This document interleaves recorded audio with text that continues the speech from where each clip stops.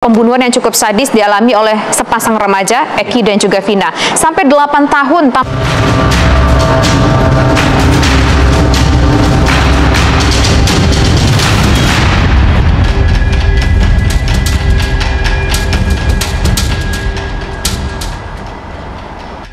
Dilansir dari acara One on One, Komjen Polisi Purnawirawan Bapak Ito Sumardi yang merupakan Kabareskrim periode 2009 hingga 2011 pun buka suara memberikan satu pemahaman kepada masyarakat mengenai tugas seorang anggota Polri yang ditugaskan khusus dalam fungsi reserse. Dalam acara itu pula dipatahkan pengakuan Saka yang katanya dipaksa untuk mengaku dalam kasus pembunuhan terhadap Eki dan Vina dengan cara disiksa, dianiaya, disetrum, dipukuli, bahkan katanya disuruh minum air seninya. Selain itu, dijelaskan pula kronologi viralnya 8 foto yang ternyata akibat pemukulan yang dilakukan oleh sesama tahanan. Pembunuhan yang cukup sadis dialami oleh sepasang remaja, Eki dan juga Vina. Sampai 8 tahun tampaknya sulit sekali untuk mengungkap kasus ini. Apa yang terjadi kalau menurut Pak Ito? Apakah memang karena awalnya kasus ini dianggap tidaklah penting karena orang yang menjadi korbannya adalah masyarakat sipil biasa dan pelakunya adalah segerombolan remaja yang dianggap sebuah remaja yang nakal? Ya, saya kira mungkin perlu saya berikan satu pemahaman kepada masyarakat ya, bahwa seorang anggota Polri yang khusus ditugaskan di fungsi reserse itu mereka itu setiap hari menangani lebih dari satu kasus ya, dan dalam penanganan kasus ini tentunya ada berbeda-beda tingkat kesulitannya. Nah, misalnya kasus yang tertangkap tangan itu sangat mudah karena pelakunya ada, barang buktinya ada, kemudian juga motifnya bisa dicari, itu dalam waktu cepat bisa dilakukan satu penuntasan ya.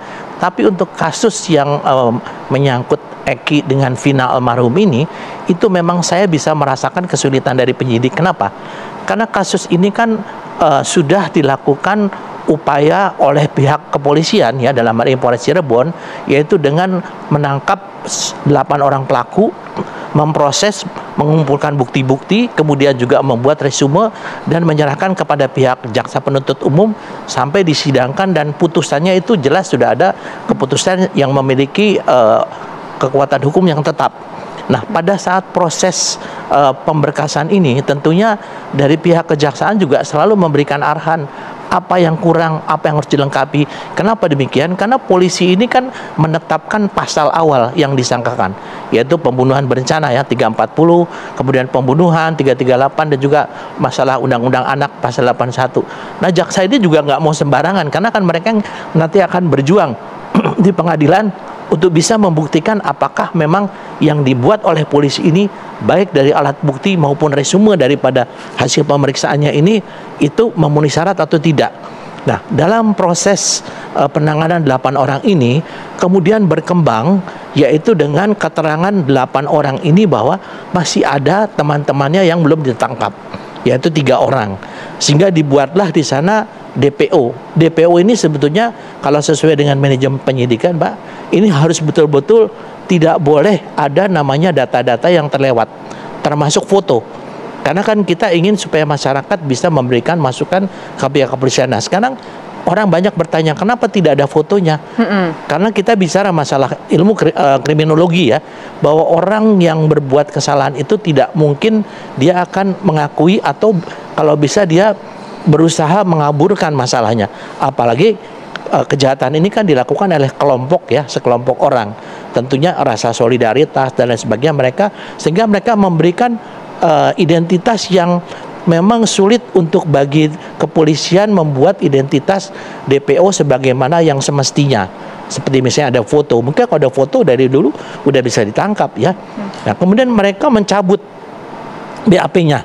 Ya. Berarti apa keterangan ini kepada DPO ini kan menjadi kabur. Ya. Kemudian mereka mengatakan mereka tidak mengenal 3 orang ini. Nah, itu yang saya bilang tadi, solidaritas itu, atau mereka berusaha menghindarkan kesalahan. Pencabutan BAP itu bisa menjadi sebuah katakanlah sebuah alasan hukum tidak, Pak? Tidak. Ya, jadi begini. Pencabutan BAP ini kan kita menggunakan BAP awal yang biasanya pada saat pertama orang memberikan keterangan apa adanya. Kemudian setelah dia dipengaruhi oleh pengacaranya, oleh orang-orang lain mungkin di dalam tahanan, kamu jangan ngaku lagi, cabut aja, dia akan mencabut. Sehingga yang dipakai oleh pihak kepolisian atau penyidik, kemudian penuntut umum, dan juga oleh hakim adalah BAP pertama. Dan di dalam proses persidangan setahu saya itu ada protes dari pihak pengacara yang Taka kemarin ya, Saka, yang mengatakan bahwa seolah-olah ada penyiksaan dan lain sebagainya. Nah, sekarang kalau dalam proses pengambilan keterangan, yang pertama kali ditanyakan oleh penyidik, apakah saudara dalam keadaan sehat? Kalau dia mengatakan tidak sehat, itu tidak boleh, karena tidak berlaku. Tapi kalau keterangan dari Saka yang beberapa hari lalu Pak di TV One juga ya mengatakan bahwa pada saat dia ditangkap, dia bertanya, salah saya apa Pak? Tidak dijelaskan pada saat itu. Dan ketika tiba di kantor polisi, dia dipaksa untuk mengaku apakah ia terlibat dalam kasus pembunuhan terhadap Eki, Pak. Disiksa, dianiaya, disetrum, dipukulin, bahkan mohon maaf, ia berkisah bahwa juga disuruh untuk meminum air seni. Itu kan pengakuan yang bersangkutan. Saya juga tentunya tidak asal menyampaikan. Saya harus ngecek juga kan kepada penyidik awal yang tahu. Pada saat itu 2016 muncul 8 foto mereka mukanya babak belur diviralkan. Dan saat itu dilakukan pemeriksaan ya oleh internal ya, fungsi internal. Kemudian dihukumlah beberapa orang penyidik ataupun orang yang menjaga tahanan. Ternyata mereka itu adalah dipukuli di dalam tahanan. Sesama tahanan? Ya, sesama tahanan. Karena biasanya Mbak, kalau ada orang, apalagi anak itu masih anak-anak remaja, dia terlibat kasus asusila, ya, perkosaan ataupun misalnya kejahatan yang berat, itu akan menjadi sasaran daripada tahanan di dalam. Nah, sehingga anggota yang saat itu dikenakan tindakan kode etik, disiplin adalah karena mereka lalai dalam menjaga mereka supaya tidak dianiaya. Tapi kan kalau menjaga para tahanan di dalam kan tidak mungkin polisinya di dalam. Tapi itu sudah ditindak. Nah, ini sekarang diangkat setelah 8 tahun seolah-olah ada. Nah, pertanyaan saya, kenapa kok mereka tidak melakukan semacam upaya hukum? Nah, itu salah satu pengacaranya Saka itu kan ngomong, mereka sudah melapor ke Komnas HAM, ya, mereka melapor ke Komisi Yudisial, melapor kepada Propam. Tapi kan hasilnya tetap saja hakim bergeming ya, tidak mengindahkan masalah itu dan menjatuhkan hukuman yang optimal, yang paling maksimal. Nah, tentunya kan kita jangan melihat daripada hulunya, dilihat hilirnya.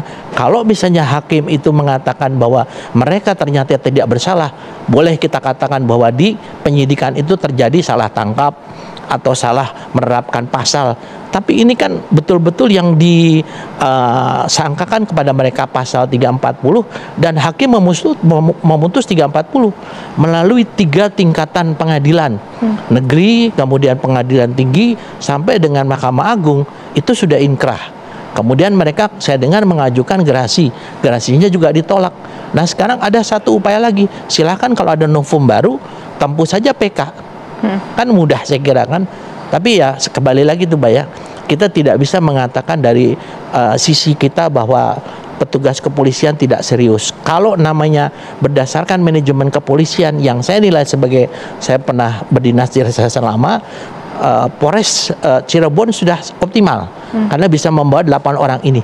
Tapi kalau belum nangkep 3 itu anak-anak remaja pada saat itu, mereka pun juga si Peggy ini juga ditangkapnya di Bandung, nggak terlalu masih sama-sama daerah Jawa Barat juga, Pak. Itulah pengalamannya, Mbak.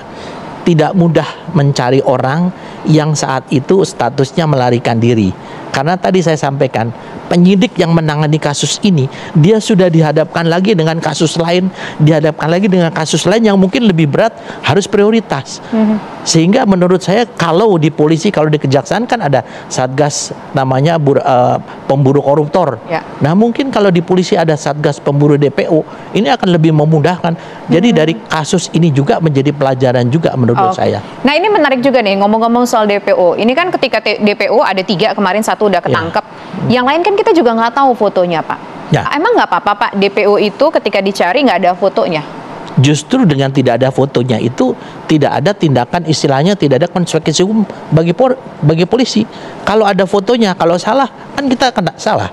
Tapi kalau masih berdasarkan ciri-ciri yang disampaikan oleh para tersangka, itu akan lebih aman bagi kepolisian untuk terhadap konsekuensi hukum yang mungkin kena. Kalau misalnya saya kepada Mbak Tisa, ada identitas orang ternyata fotonya foto Mbak Tisa. Mbak Tisa kan bisa komplain kepada saya kan, menuntut hukum. Yaitu tentunya di sini kan dalam azas penyidikan itu ada dua. Satu harus cermat, kedua harus hati-hati, ya. Dan ini semuanya harus didasarkan kepada objektivitas. Karena ini keterangannya dari tersangka, maka kita sulit untuk melihat gambar fotonya apa. Karena kita juga tidak bisa mengira-ngira. Saat itu dikatakan 3 orang ini pas didatangi di satu daerah, di sana kepala daerahnya atau RT-nya semua mengatakan tidak ada orang ini. Nah, jadi disinilah mungkin saya harus mengapresiasi ya Polda Jawa Barat yang melakukan eksaminasi pemeriksaan ulang mendasarkan kepada keterangan di dalam berita acara pertama yang belum dicabut, mereka bisa mendapatkan Peggy. Nah, dengan tertangkapnya Peggy ini otomatis tidak ada lagi alasan bagi 8 orang ini mengatakan mereka salah tangkap.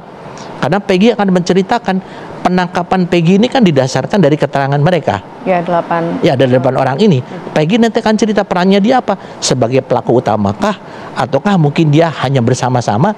Atau mungkin ada kaitan antara Peggy dengan korban? Kita kan belum tahu ya. Ini sekarang sedang dikembangkan. Subscribe beritanya supaya dapat kabar selanjutnya.